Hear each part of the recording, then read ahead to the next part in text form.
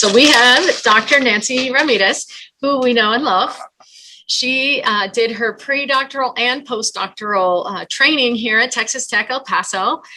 So we've worked with her closely. She worked specifically with me on her child rotation when she was a pre-doctoral fellow, and now she works with Dr. Thomas and myself as a postdoctoral fellow, and we have just had a great time with her. She earned her doctorate in psychology at the John F. Kennedy University in Pleasant Hill, California, in a program emphasizing multicultural training and advocacy for systematically marginalized communities. Her doctoral research studied the efforts of parental deportation on children and how that type of trauma manifests in adulthood. Over the last couple of years, she has enjoyed living here in El Paso, as well as having the opportunity to provide psychological services to the border population. And because we know her and we respect her so much, we wanted her to give this presentation, but we are also hoping that eventually she will become faculty here at Texas Tech El Paso. We're praying on Sunday for that, or any other day of the week. So hopefully she will be a continued presence and not just during her fellowship and moving on. So everybody send good comments her way. So she'll be so happy here, she'll have to stay. So thank you so much for coming to our presentation about complex trauma by Dr. Ramirez, and take it away. All right, thank you very much. So I like to start off with talking about why this is even a relevant issue. So there's been a lot of research on trauma for a long time that started back when, World War II veterans were returning, and there was a recognition that something was going on, something was wrong, and not allowing them to reintegrate into their normal life. And so a lot of study was done on what was going on, and that's really when PTSD became a diagnosis and included in the Diagnostic and Statistical Manual. However, a lot of these studies, or most of these studies, focused at that time on single incident traumatic experiences, or if there were multiple incidents, but predominantly in adulthood.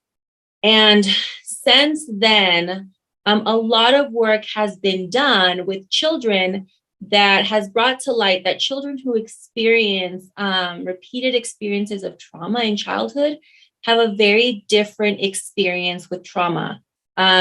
It manifests in different types of symptoms, different clusters of symptoms. The prognosis is very different for these children, oftentimes resulting in long-term consequences, psychopathology in adulthood, earlier psychopathology, which tends to lead to poorer prognoses. In addition to that, it also impacts childhood development. And so we know that children, since they're born, all of this brain development is so crucial in the long run. And so as traumatic experiences are happening at such an early age, it's impacting the way that their brain is developing, that they're able to integrate experiences, and it's pervasive. So it really results in these long-term negative consequences. And so over the last, approximately 50 years, there's been much more research on how this type of trauma leads to a much more complex presentation. And complex trauma, or more recently, developmental trauma, has been used to better understand and provide more appropriate care for these individuals. Another aspect of complex trauma that complicates this presentation is how it often happens in the context of the primary caregiver. And so we also know that secure attachment is important for an individual to have, kind of what we consider normal or healthy development. Oftentimes this complex trauma will happen in this context. So often, at times from abuse or neglect. However, there can also be exposure to community violence or crime or systemic persecution. So, thinking about mass events, mass population events like ethnic cleansing, the more recent events being separation between parent and child at the border, for an extended period of time, and children not having a caregiver. And so it's not necessarily inflicted, at all times by the primary caregiver, but it happens in this context. And so that also disrupts those very basic foundational blocks that an individual needs to be able to go on and follow a normal development trajectory. The primary caregivers are the primary source of security and safety, which is necessary for us to learn and grow and explore. And so it really interferes with a child's ability to develop these internal working models of safety. So I feel safe. I can bring myself, to safety. Therefore, I can go explore and I can go learn. It also interferes with resilience factors. So these protective factors that we develop over the course of our lives that will allow us to deal with stressors are going to be compromised, which means that when a stressor shows up, we're going to have, lower tolerance for dealing with it and a higher chance of developing some sort of psychopathology, some sort of mental illness. I'm going to share a vignette. And I want, just to keep in mind what I've talked about so far, mostly in the context of the complexity and the repeated incidents and the attachment. Because I think that when we're talking about, a diagnosis or mental illness, it makes it easier to understand when we're really looking at it from the lens of, an individual. So Michael is a 14-year-old Caucasian boy who was placed with his maternal grandparents after he and his two younger siblings were removed from the home of their biological parents. Although multiple reports have been made to CPS, there have been insufficient evidence to remove the children because neither Michael nor his siblings had been willing to speak with authorities. At the age of 11, however, Michael showed his school guidance counselor some bruises, stating that his father had hurt him and that he didn't want to go home anymore. He and his two siblings were removed that day. Following their removal from the home, the children described frequent fights in which their parents screamed and threw things, unpredictable violence by their father, including hitting them with a miniature baseball bat, being isolated and denied food and water for over a day at a time, and ongoing substance use by both parents. The youngest sibling reported that his father had touched his private parts. Although both older siblings denied any memory of sexual abuse, Michael was found to have a sexually transmitted disease on physical exam. All three children indicated that Michael had been particularly targeted in the home, with each parent aligning with one of the other siblings. Michael was frequently restricted to his room, and both of his parents made statements blaming him for the family's problems. Michael reported that he purposefully made himself the target to protect his younger siblings from being hurt. And based on the children's statements, their father was charged and criminally prosecuted for assault and battery against his two older children. So, holding this child, I think that, we could look at a vignette or a case and recognize how different the recovery of a child who has gone through this would be from an adult who's had, experienced a traumatic incident and now has developed PTSD. There are so many disruptions at this point in his life.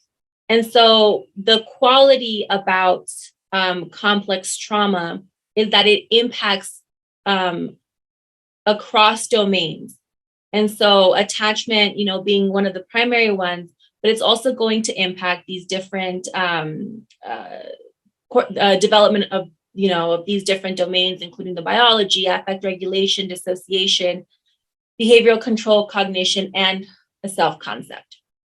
So these are really the 7 domains that have been identified to be impacted by complex trauma, or so by repeated experiences or exposure to traumatic incidents.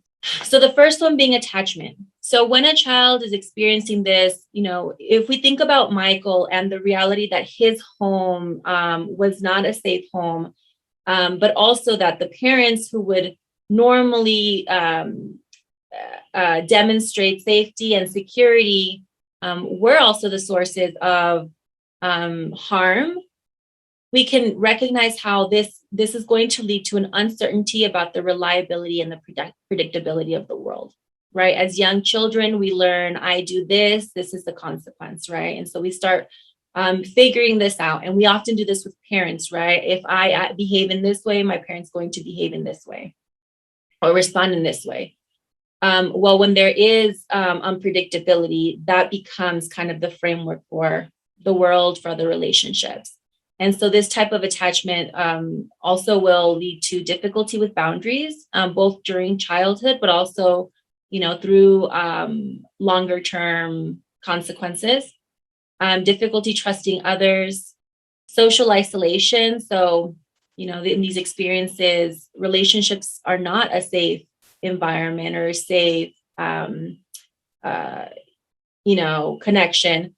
And so there's often rejection of, social relationships, interpersonal difficulties. So naturally, if relationships have been difficult, we may not know how to manage them, or, these children don't know how to navigate or have healthy relationships because they have not been taught how to engage in relationships safely. Difficulty attuning to other people's emotional state, difficulty seeing others' perspectives, and difficulty enlisting other people as allies. And so, their children will have a difficult time attuning to other people because they were not taught or attuned to during that early childhood. The second domain being biology. So children who have had repeated incidents of traumatic experiences are going to have sensory motor developmental problems. So even thinking, of a little baby, I have a 4-month-old. And so when I kind of think about this development and everything that goes in to support him, right? Development is so scaffolded. And so at such an early age, thinking about, engaging with them, but, doing tummy time. Tummy time is important for development, for motor development. Engaging them with objects so that they can learn to reach for things. If we think about, children with complex trauma, parents may not have been able to or present to provide these developmental activities. And that may be because of abuse or neglect, but it can also be because of community stressors. So, thinking about Maslow's hierarchy, if I cannot secure my basic needs or basic needs for my child, such as, food, water, shelter, how likely is it that I'm going to have the ability to be present in, engaging with them to, develop sensory motor milestones. And so this not only is a problem, at the young age, but it also continues to kind of layer, right? So later development cannot happen because the earlier development is not happening. Not to say it doesn't happen, but it does, these children often do tend to have these types of developmental problems. Hypersensitivity to physical contact. So again, thinking about, children who have been abused, there is some sort of relationship with physical contact that it is not safe. And so, as they get older, that is the association. Problems with coordination, balance, body tone.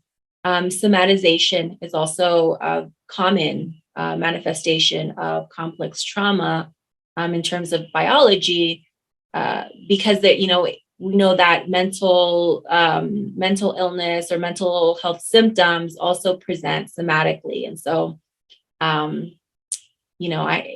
when there is a lot of stress, there's going to be symptoms of physical discomfort or physical illness and increased medical problems. So, even throughout adulthood, it is not uncommon that for children who have been, even like sexually abused to go on to develop like, pelvic pain, different medical problems, asthma, skin problems, autoimmune disorders, and pseudo seizures as well. In terms of affect regulation. So again, affect, learning to regulate one's emotions starts early on with even being able to read other people's emotions, with having experiences to interact with parents' emotions, right? And so if these things don't happen, it becomes really difficult to be able to figure out how to regulate their own emotions. Difficulty expressing the feelings and internal experience. So, I want you to even think about how you process an emotion, or how you have an understanding, right? You have to have the language to understand what an emotion is, what type of emotion you're experiencing, to be able to recognize the physical symptoms that are connected to the emotional experience, how the thoughts are connected to this emotional experience.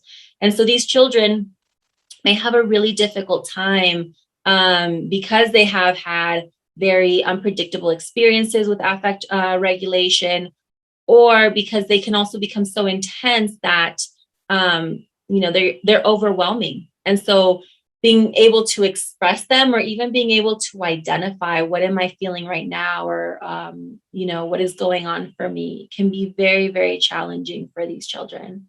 As can communicating, wishes and desires. So, children will learn, if I share what I want or I need, I'm going to be responded to in a caring manner. If children learn that if I communicate what I want or I need, it will not be, regarded as important, then there might not be the development to be able to communicate these things effectively.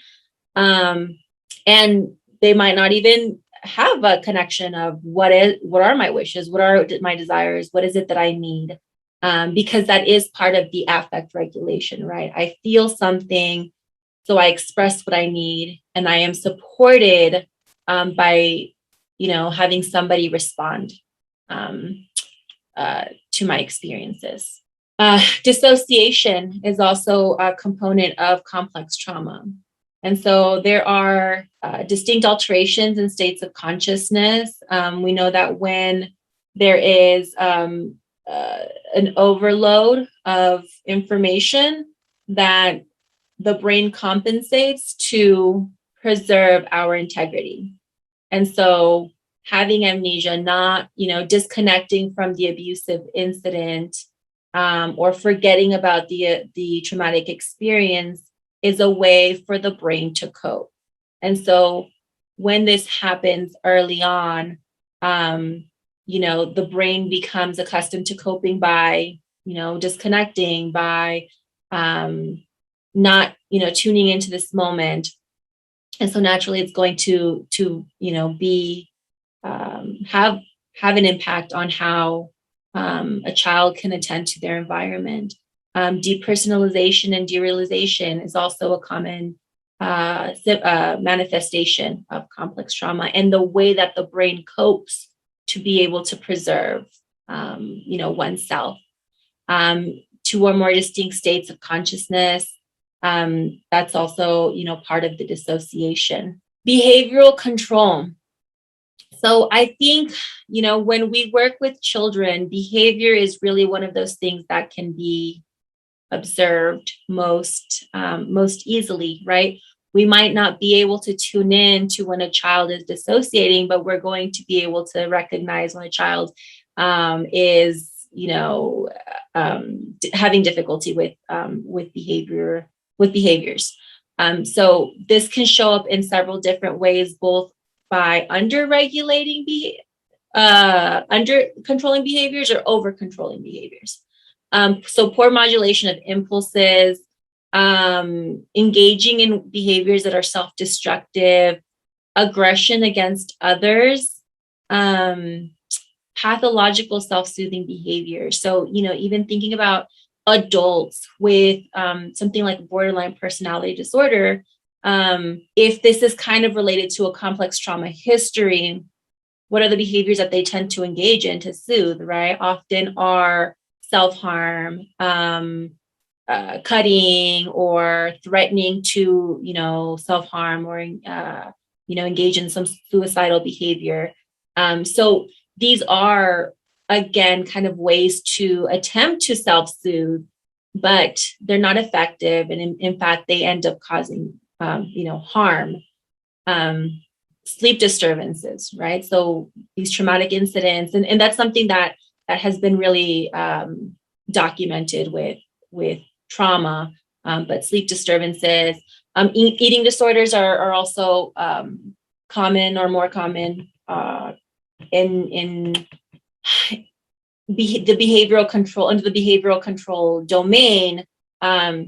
Oftentimes thinking of things like restrictive eating, right? So that can be a way for a child or a teen or an adult with complex trauma to try to control an aspect of their environment.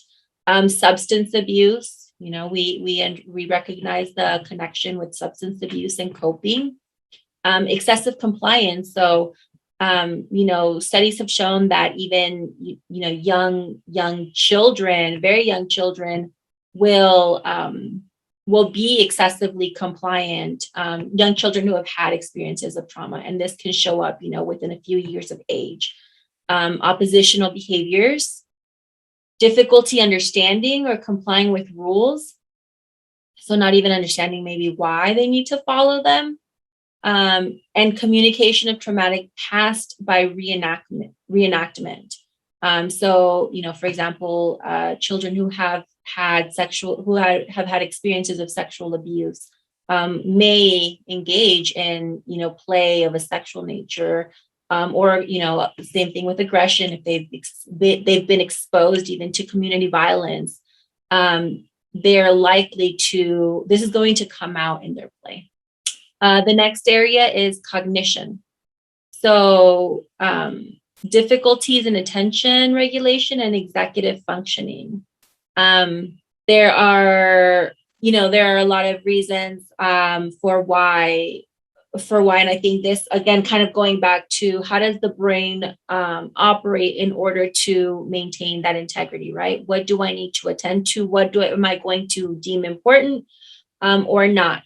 So that's kind of an aspect of it, but also, kind of that the Maslow's hierarchy piece. If I don't have safety and if I don't have security, it's really difficult for me to try to, attend to these other areas. So attention regulation is something that, is a way that really shows up for children.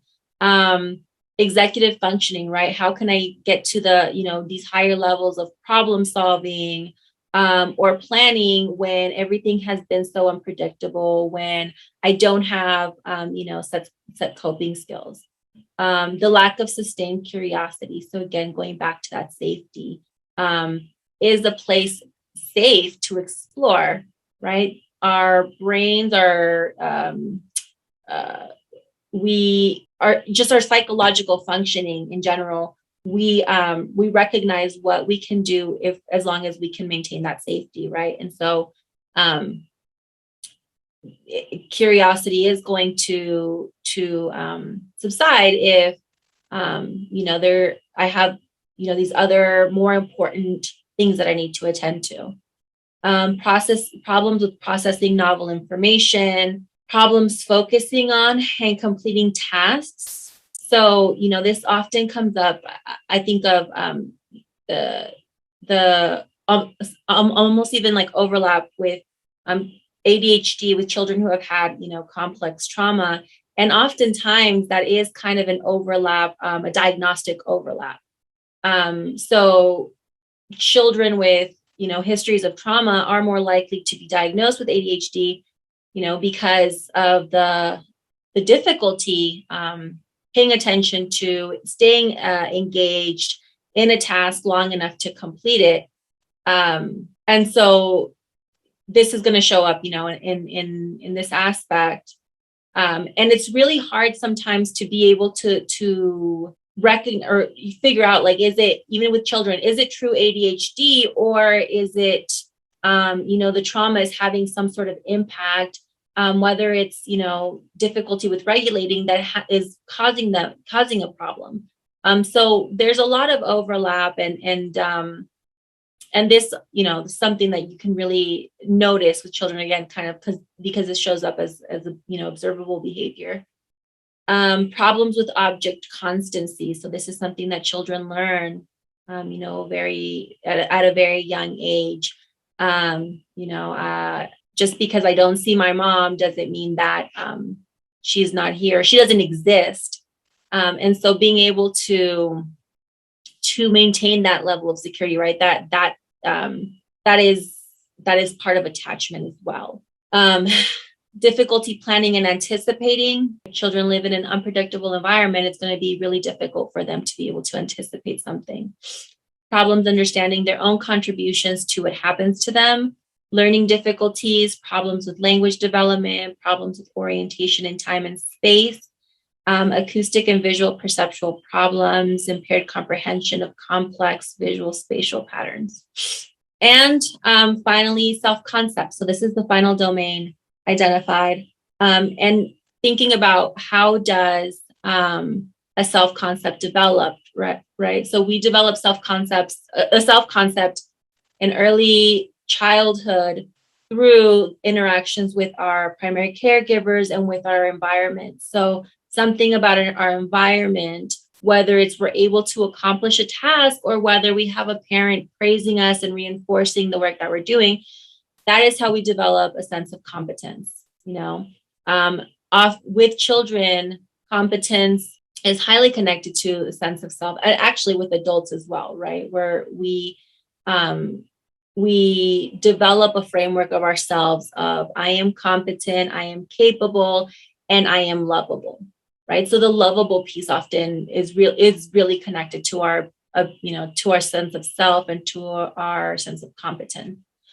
Poor sense of separateness. So children who don't have these opportunities to be reinforced by their environment, to have a loving parent, to recognize their strengths or to praise them, will also have difficulty with this. Disturbances of body image, low self-esteem, and shame and guilt.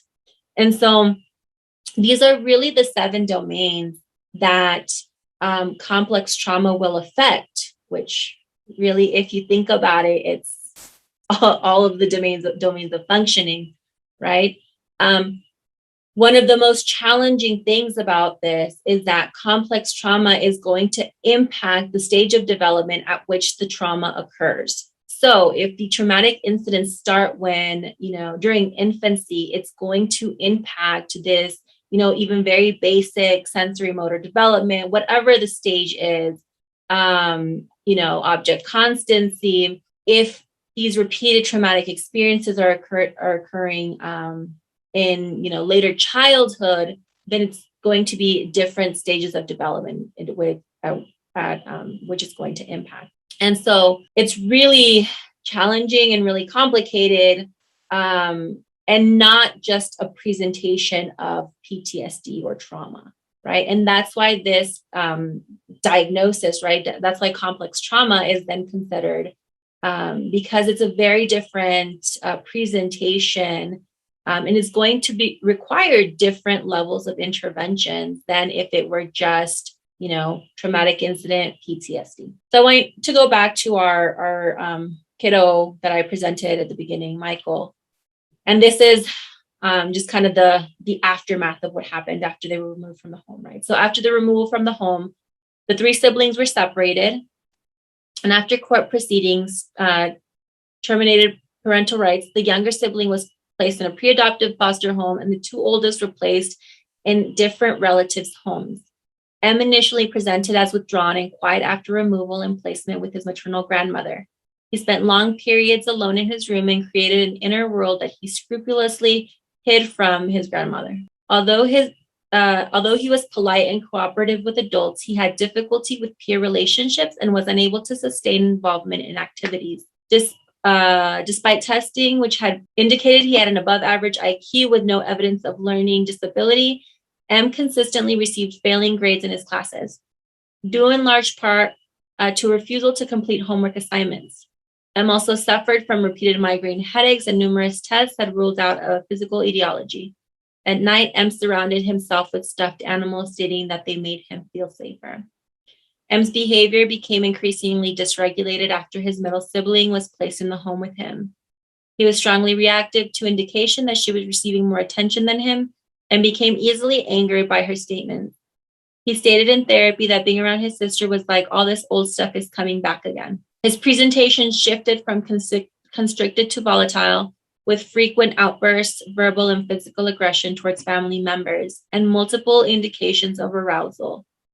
His grandmother, who had her own history of trauma, became increasingly depressed and overwhelmed by his emotional outbursts and had difficulty providing consistent caretaking to either sibling.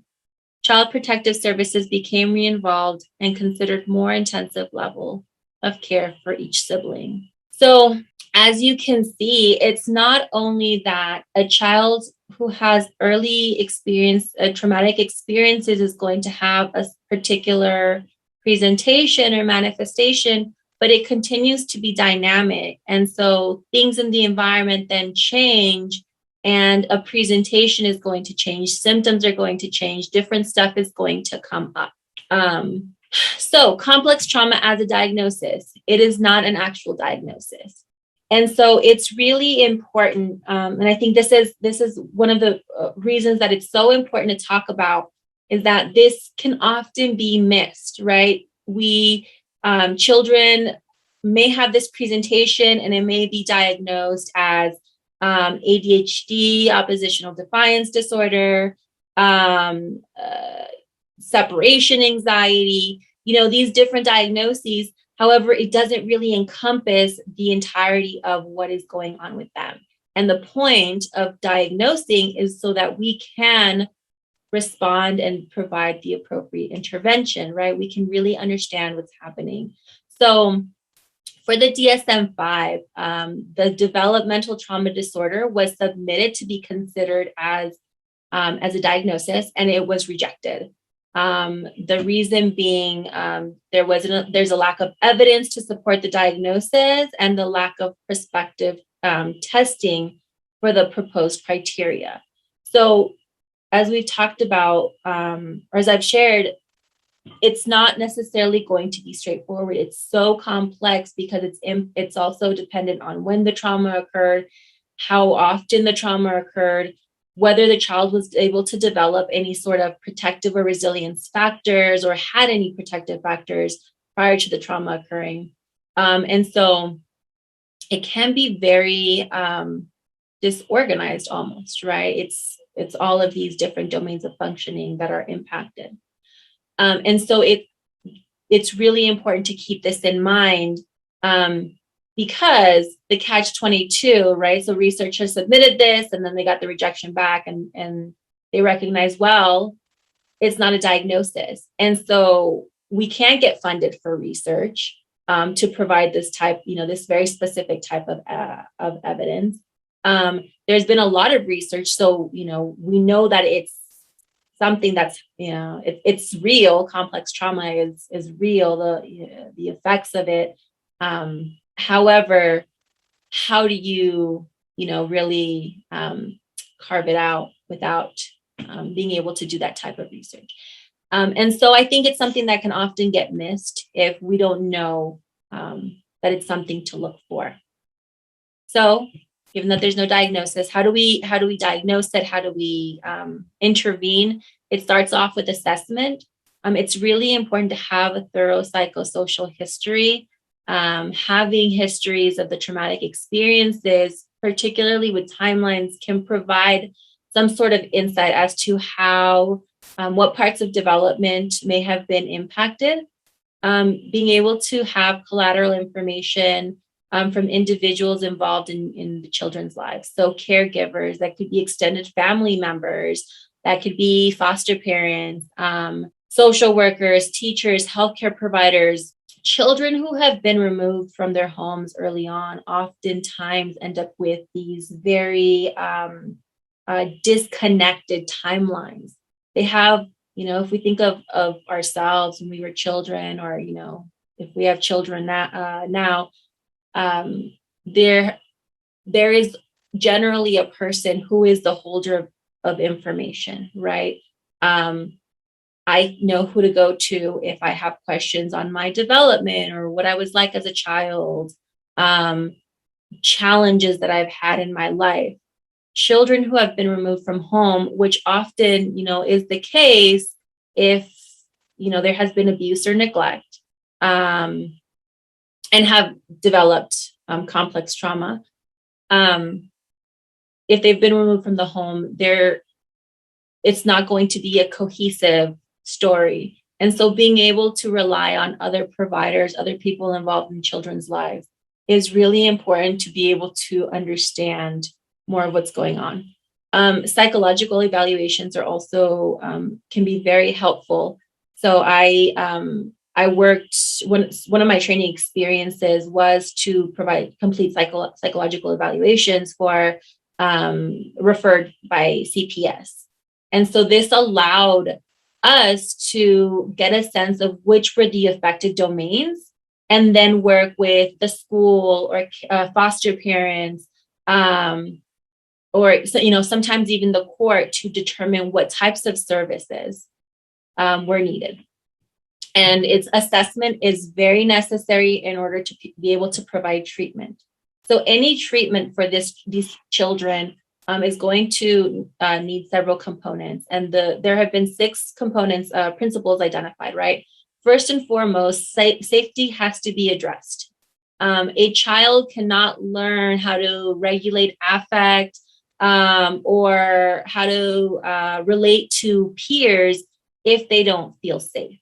And this goes for adults as well, right? So if we don't feel safe, it's going to be really challenging to trust others or to rely on different coping skills. So the goal of safety is to strengthen the attachment and promote attunement between the child and the caregiver. That's not always going to be the parent, right? If it is, that's great. Some parent-child dyadic therapy. Parenting skills is often, a necessary component. If you think back towards the end of the vignette, right, the grandmother was having her own reactions. Even for caregivers who have not had a history of abuse, supporting children with severe affect dysregulation, children who are oppositional, aggressive, it can be a lot. It can be overwhelming. And so being able to work with a parent is really important, or the caregiver, whoever that is. Helping them to create a structured and predictable environment, setting age-appropriate limits, responding to emotional distress effectively, praising and reinforcing the child to support their sense of confidence and their development of the self. Other treatment interventions would be focused on enhancing a child's ability to regulate and increase those feelings of competency. So if we think about cognitive mastery, direct teaching, storytelling, bibliotherapy, these can also be ways for them to understand what happened to them. There are a lot of books for children that will talk about a traumatic event without even naming it. And so children can then make sense of something bad happened. And so these emotions that I'm feeling, or these behaviors that I'm demonstrating, it's because of that. And so, even something like that, not only for cognitive mastery, but for that sense of self, right? It's normalized, it's explained. Emotional mastery, engaging in art or play. We think of children, their language is play, right? That's how they express themselves, and that's also how they learn. And so being able to engage with them in that age-appropriate way. Body-oriented strategies. So there's a book that I'm going to share at the very end, but it's called The Body Keeps the Score, and it's on complex trauma, written by Dr. Bessel van der Kolk, who has done a lot of this research. He's done a lot of the complex trauma research. He shares even through dance, right? So dance being a way for children to develop motor skills, and then also integrate that with competence in these different ways. It becomes a form of communication. Physical mastery, so movements, sports, that's also going to develop that sense of connectedness. Interpersonal affective skills can also be really helpful for children with complex trauma. And psychopharmacology. So that is recommended to consider for children who have severe symptoms, and really encouraged to do so with the conjunction of psychotherapy. So a child who is, has no ability to self-regulate is going to have a difficult time across the board. And so sometimes psychopharmacology might be necessary to support a child in, even giving a child that window to learn new skills. A child who is completely overwhelmed is not going to be able to learn new skills effectively. And of course, not every child who has traumatic experiences in childhood is going to develop complex trauma in the same way. So some of these resilience factors, and what we really want to emphasize when we're working with children who have had, all of this trauma, is thinking about that healthy attachment. Healthy attachment to get caregivers is really important, but if other than caregivers, other competent adults is necessary. So being able to develop and demonstrate that healthy attachment. Successful development of self-regulatory processes. So if a child can feel in control of their own process, of their, affectively or cognitively, then it builds on that sense of competence. Positive beliefs about oneself, and the motivation to act effectively in one's environment. And so that's not necessarily just that's not an internal resilience factor, protective factor necessarily, that could be shaped by the environment. If a child feels motivated, then it allows a child then to engage in ways more effectively, to learn more effective skills. So I mentioned, a couple of resources as we've, talked about all of this stuff. It's very dynamic. It's very complex. And if you're interested in learning more about it, I recommend starting here. The Body Keeps the Score. It's written, like I said, by Dr. Vanderkolk, who's been doing work on complex trauma for, I believe, since the 70s. And it's really thorough in discussing how it impacts development, but also ways to intervene across professions and ways to support these children. And I am open to questions if anybody has any. Okay, yes, we have some really great questions. If you want to be able to read them, I'm going to read them out so everyone can hear them, but also, if you go to the question and answer module, look under answered. So sometimes people ask questions and I can just type a quick answer and that's all. And no, these were much more complex ones. So get ready, Dr. Ramirez. Okay. All right, number one, can you share what dissociation may look like in a child? And how can we spot dissociation? And maybe give examples of a couple different ages, because I know that the audience deals with kids all the way from birth until they're really supposed to be grown up, so they're still kids. Yeah, I think the key feature might be that a child isn't connected, a child isn't there. Thinking about all the cues that we might notice in children, or in anyone in general, to know that we're connecting when we're communicating, eye contact, engagement with their environment. Children who are dissociated kind of just look like they're on automatic pilot, right? Blinders, not really engaging. They might be in a particular context, but they're not participating in that context. And so really just kind of that disconnectedness, I think, is really the key feature of the dissociation. And patients that I've seen over the years, especially ones who find themselves in very severe circumstances, such as inpatient hospitalization or having to deal with the juvenile justice system, a lot of times what you see is kids in a rage. And then afterwards, they don't even know what you're talking about. So you can't even process it with them. You can't get them to apologize because they got themselves so worked up that they did dissociate and they really don't know what happened. That's something it's really, really important that those kids get into a structured long-term treatment because it is not an easy thing to correct. And then I loved how you mentioned all the different therapies that include parents, because of course if parents aren't on board, but that's also one of the hardest ones too, because parents have to go to work. A lot of times a parent might be part of the problem.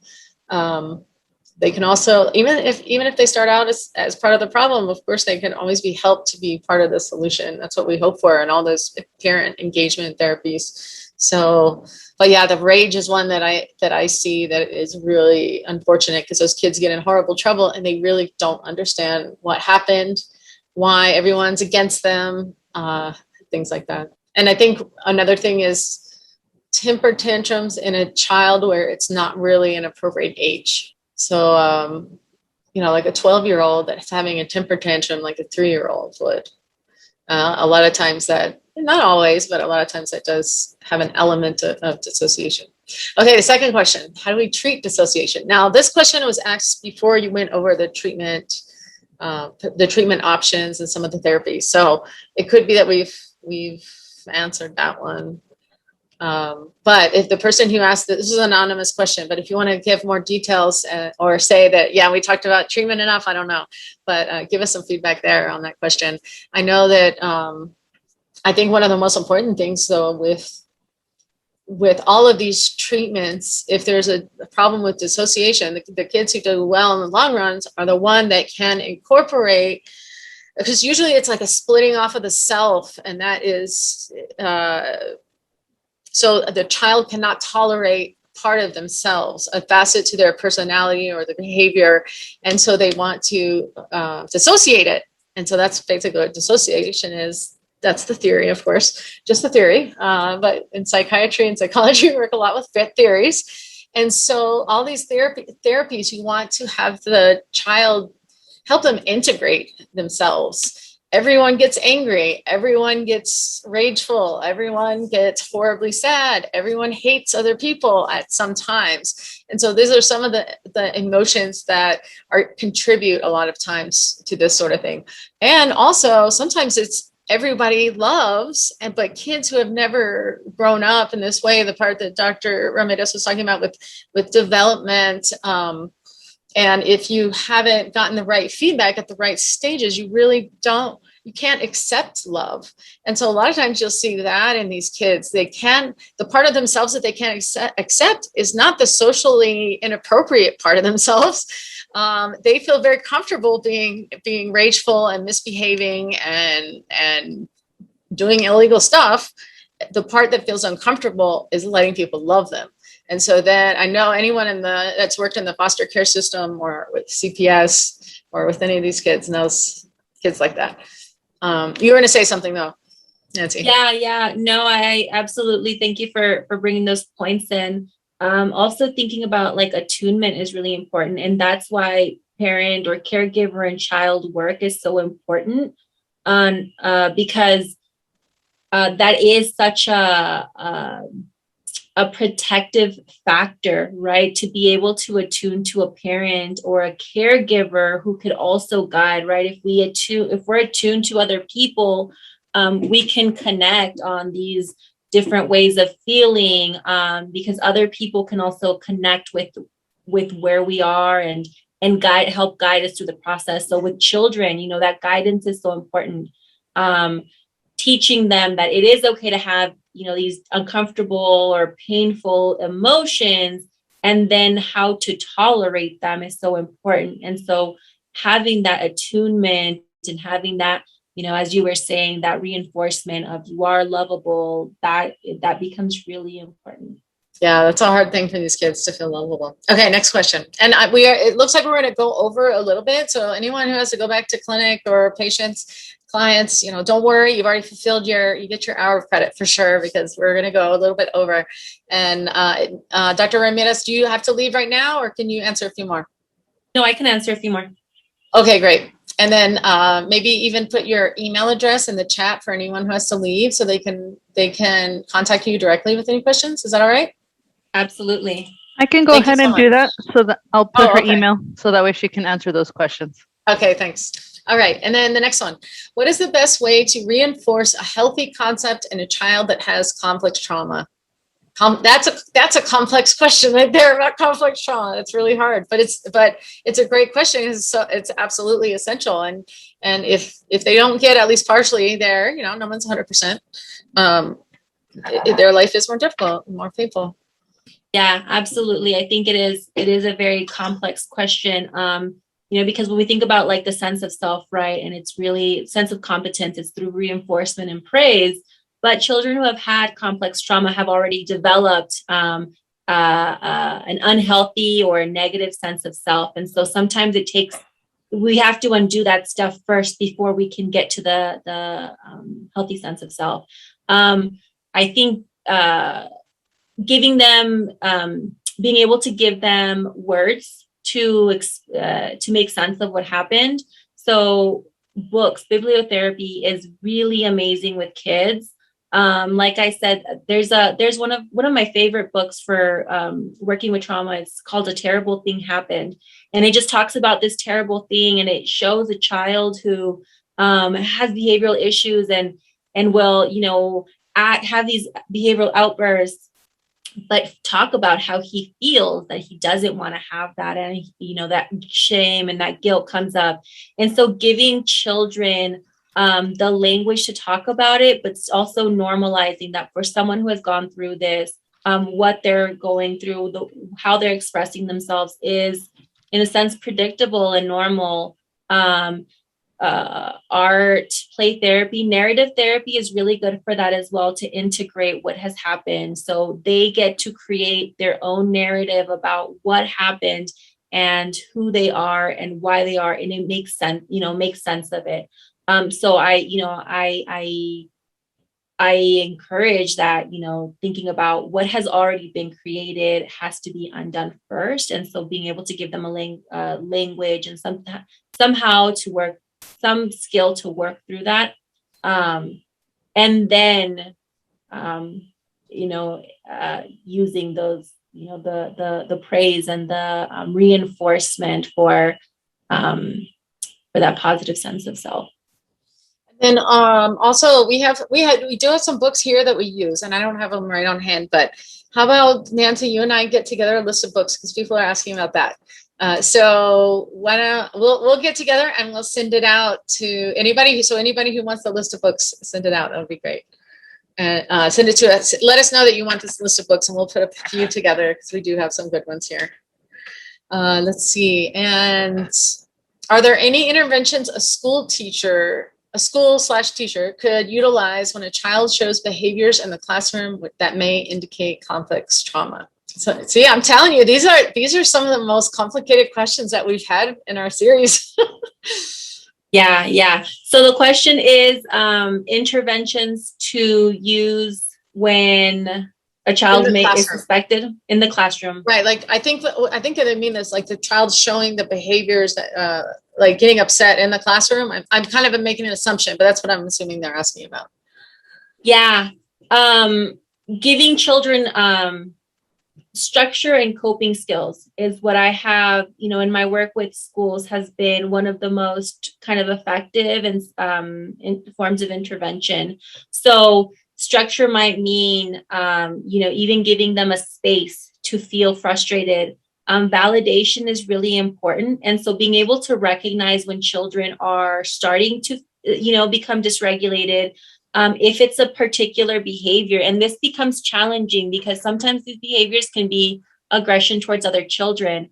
And so how do you navigate that when you're trying to maintain safety of other children as well, right? But being able to, being able to tune in to a child, right? Kind of going back again to that attunement, tuning into a child and their needs.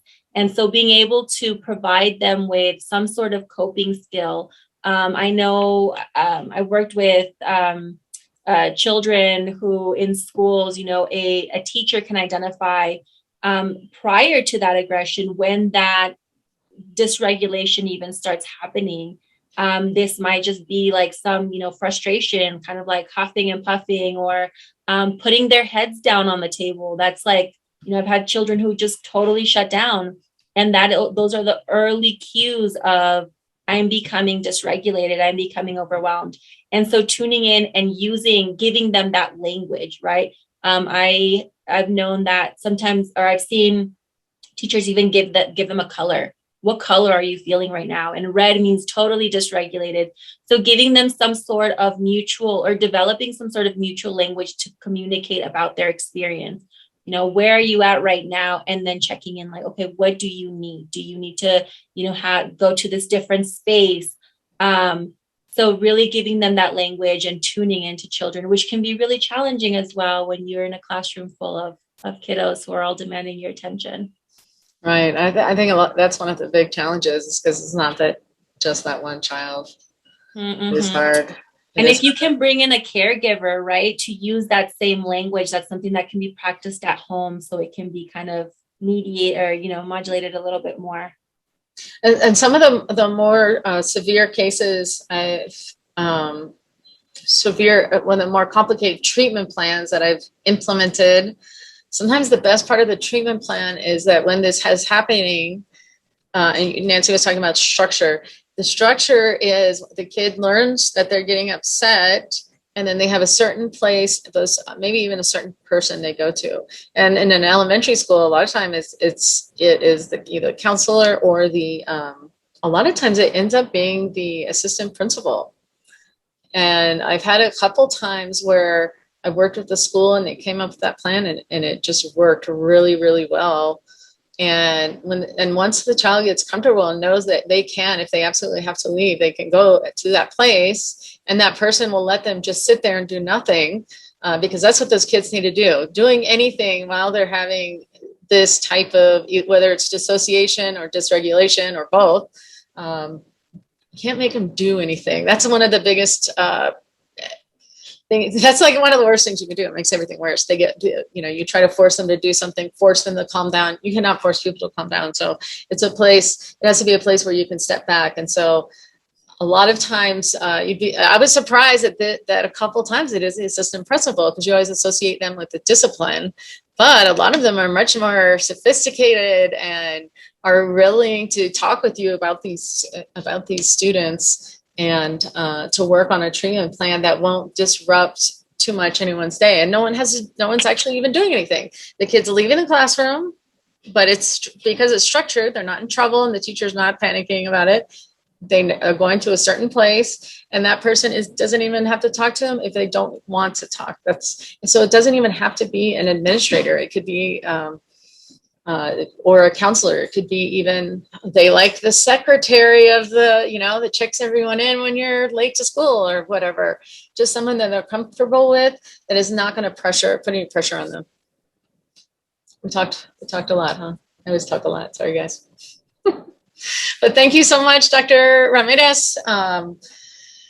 Please, she has her email address. I think I forgot to introduce myself, but a lot of people we have today are repeat customers. You guys come over and over again, and we're so happy to see that. But I'm Sarah Martin. I'm a child psychiatrist here at Texas Tech El Paso, and thank you so much for coming. And we are ready to, we're going to go meet now with the Hemont Clinic at Children's Hospital, because they want to sign on with us and they want to get to know us better. So if you want us to visit you at your practice, please let us know. If you want us to do continuing education for your practice, for your organization, for your agency, let us know. We take special requests, and anybody who wants to be a presenter. We've been more, first we started out with Texas Tech employees mostly, and now we are moving on to the community. So you might be the next one targeted to be a presenter. But if you want to volunteer, that's even better, right? But thank you so much for everybody, and we will see you in a couple of weeks, hopefully. Take care.